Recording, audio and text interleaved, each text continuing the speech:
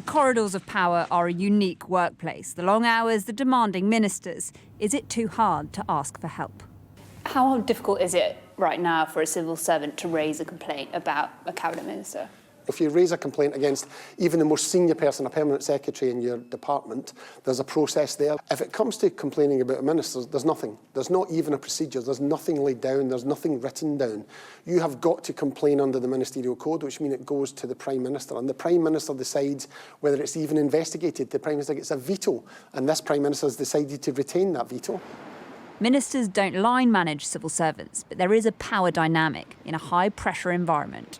I think that there is a generational issue. Caroline worked in the Foreign Office and Number 10 for 7 years. The politicians who get to the top are probably facing, are having to live quite a robust life. You know, they are constantly being criticised. They're constantly under scrutiny. They will feel quite isolated sometimes, I think, in their departments. They will have a small political staff around them who will be responsible for ensuring that what they are trying to do is indeed being done. It does mean that there's a potential mismatch of expectations. 2 of the bullying complaints against Dominic Raab were upheld, but it wasn't totally clear-cut, and it's brought up a bigger debate beyond Westminster about the culture in the workplace and what is deemed appropriate.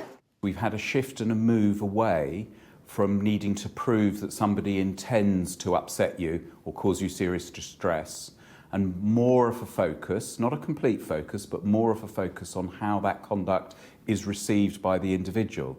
I mean, we're probably nothing like as deferential to our bosses than perhaps we were a generation ago, and that's a societal shift.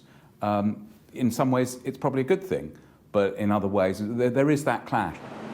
But the verdict on Dominic Raab is in. He was a bully. Of course he has to go. It's black and white as things get.